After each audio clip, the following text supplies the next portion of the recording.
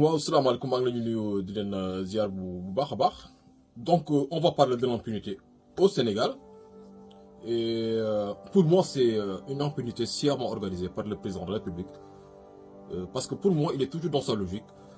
Que je te couvre, tu me couvres. Moi, il a besoin des forces de l'ordre. Et ça, bon, je sais pas si des cocos vont refuser. Parce qu'on le voit en France, hein, dans de grandes démocraties. Et même si on disait en France comment tout le temps ministre de l'Intérieur nous chuchoter les forces de l'ordre, parce que souvent nguur day soxla une ay forces de défense yoo xam ne dañu nekk à ses ordres. Donc moo tax ma xaw a du ma bëgg a yàgg ci foofu tuuti. Mais Sénégal par contre li fa am bon c'est un peu au-delà de nit lu mu mën a xalaat mooy des forces de l'ordre qui tuent des Sénégalais di leen rey comme des cafards. Excusez-moi du terme, parce que pour moi, mbóot ngay xool muy dox wala yow nga dóor ko mu dee et sans aucun remords quoi. Et rentrant chez toi, cote sa doom, cote sa jabar, alors que tu viens de tuer l'enfant de quelqu'un ou le mari de quelqu'un. Bassirou Faye, Fallou Sène, Timéra, mën nañu dem duñ fi jóge. Les événements du mois de mars, on l'a vu. Policier bu visé xale ba mu neex ko tiré ko ci bopp et tu le vois se lever, marcher normalement. Et tu sens que ce gars, il n'a pas de remords en fait quoi. Tu le sais que c'est imagine.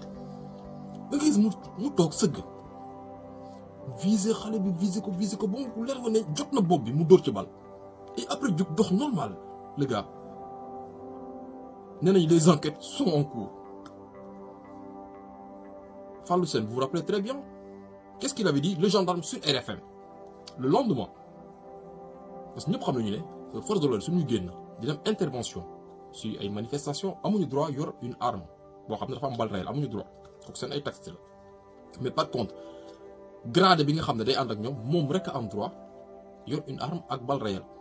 Et le lendemain sur RFM une interview il explique qu'il avait effectué un tir de sommation. C'était le seul si étudiant yi woy moom rek a fa yoroon balle bu arme pistolet boo xam ne am na arme mu am étudiant bu ci faatu mu ne il avait effectué un tir de sommation.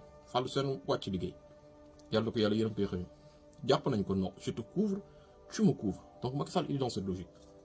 Il a besoin d'hommes dans son gouvernement. C'est une unité de force de défense, des gens extrêmement mouillés. Pour preuve, qu'est-ce qui s'est passé après les événements du mois de mars?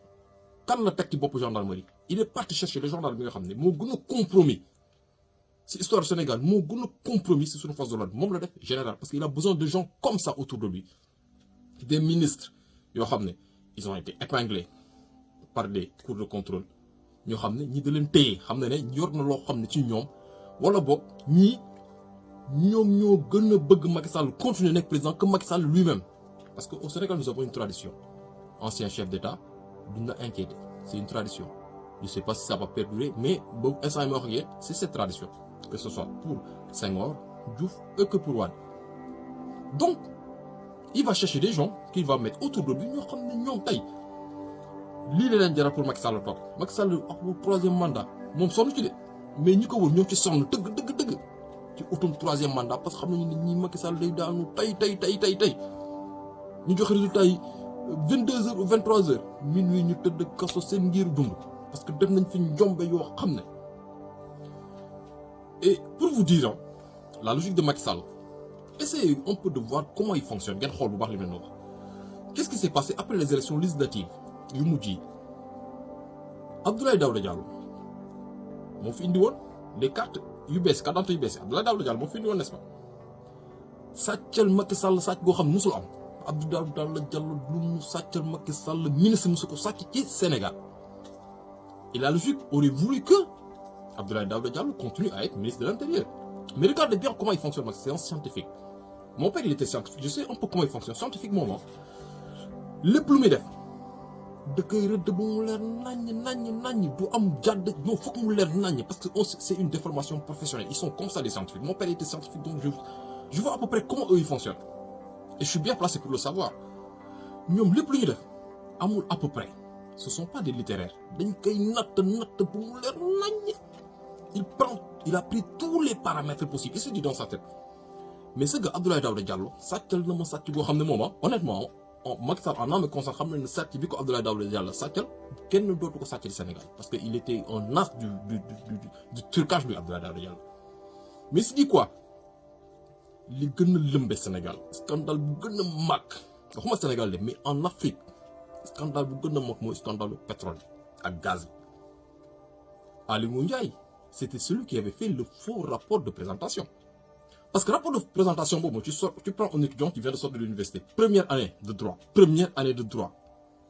nga jox ko dossier Petro-Tim, Aly Ngouille Ndiaye day tëj kaso ngirum dundam parce que respecté wul fenn le code pétrolier sénégalais. Code pétrolier sénégalais lu mu wax dafa leer nañ. Aly Ngouille Ndiaye respecté wu ci dara. Et ce scandale ku tudd Aliou Sall man yàgg naa la ko wax man Aliou Sall je veux même pas le nommer dans cette histoire du pétrole.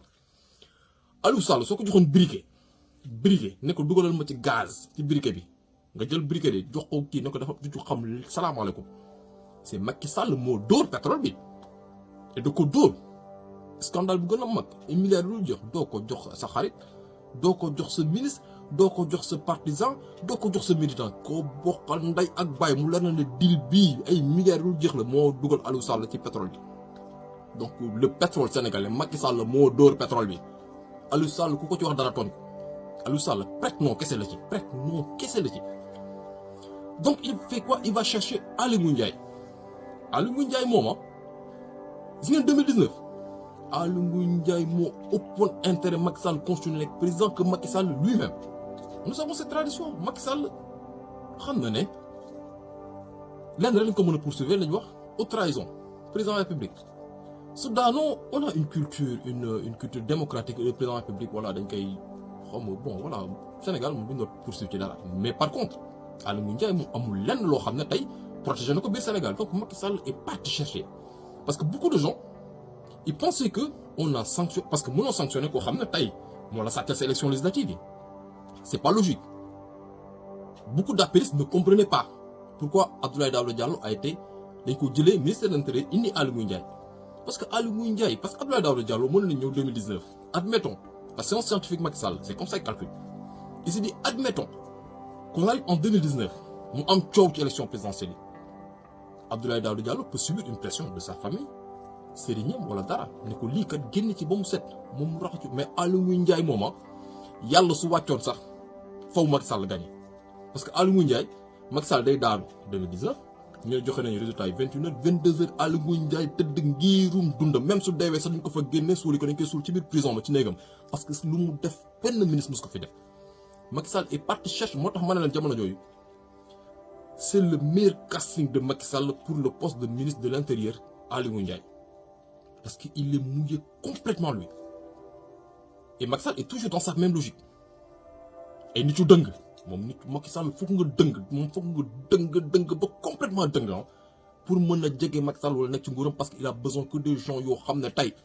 seen bakken même troisième mandat bi il se casse pas la tête ce sont des gens qui ñooy génn ñoo ko nar a xeex mais moom du ci xeex salaamaaleykum Macky Sall troisième mandat du ci rey boppam fu mu tëdd nelaw ñeneen ñi ñooy rey seen bopp pour troisième mandat bi parce que xam na ne Macky Sall du daal ñoom ils sont foutus à vie. Donc dañu comprendre un peu aussi la logique de cet homme. 2019 mu joxe qu'est-ce qu'il a fait? Il n'a pas dégagé Aly Ngouille Ndiaye, il n'a pas dégagé Amadou Ba, il a dégagé ñi nga xam ne amoon nañu posture présidentiable xool lu mu def Mimi Touré ñëpp la dégagé parce que il a plus besoin de genre de personnes yoo xam ne dinañu xaw a aspirer sax wala xalaat ne sax war nañu mën nekk son dauphin parce que il veut pas de dauphin, il veut son troisième mandat parce que du leen fa bàyyi woon ces gens Amadou Ba, Aly Ngouille Ndiaye, Mimi Touré, ces gens comme ça nit ci sax si biir parti am mën nañ ne mais au cas où Macky Sall narul jàll est-ce que kii du dem mais non il a pas voulu de tout ça, il a pas voulu s'encombrer avec des gens yu présidentiels mu dégager leen ñoom ñëpp indi koo xam ne nag moo koy raxasal les dernières personnes yoo xam ne war nañ ko mën a sonal Ousmane Sonko yooyu moo tax loolu indi Poussin def naa ñëpp xam nañ ne mooy Antoine ñàkk jom voilà moi c'est comme ça je l'appelle Antoine ñàkk jom parce que tu peux pas être un homme aussi brillant jàng fu sa morom góor war a jàngee ñëw taxaw di def fu ñàkk fayda moo tax moi je vais jamais l'appeler Antoine ñàkk jom ou Poussin point barre. J'ai aucun respect pour cet individu, aucun respect lui parce qu'il se respecte pas. si la indi Antoine ñàkk jom def ko le ministre de l'Intérieur pour nga xam ne vu que moo nekkoon si dossier Khalifa Sall dossier Karim Wade il avait juste besoin de lui malheureusement alhamdoulilah pour le Sénégal il a échoué lamentablement et lu mu si jéem il échouera tout le temps Antoine ñàkk jom moom ba muy dee il va échec moom yàlla da ko fi indi pour pini ko moo tax mu dem si gàmmu yi toj fa yàlla ko weer mu dem fa yàlla toroxal bu mun a tot nekk fa di xul kenn xamul lan lay làkk parce que yàlla ko weer Antoine Diome moom ba muy dee day torox ba muy dee parce que cet individu Khalifa Sall Karim Wade affaire Ousmane Sonko bi 14 personnes ñoo wàcc liggéey 14 personnes footu kan Antoine ñàkk jom encore donc loolu rek laa amoon lu may wax ci vidéo bi et dire aux Sénégalais impunité bi ngeen gis moom c'est sciemment orchestré par Macky Sall entourage am xoolal ministre yu ko wër amul kenn ku ci am xam-xam amul kenn il veut pas de gens yoo xam ne day toog wax ak ñoom ñu ne ko oui mais monsieur le non bëggul nga ne ko oui mais fais-moi ça oui jugal dem ay koo xam ne da nga am xam-xam am carrure am loo jàng am loo mën il a pas besoin de toi il a besoin que de gens tordus et corrompus loolu la amoon lu may wax ci vidéo bi ñu ngi tuub bu baax di jégalu asalaamaaleykum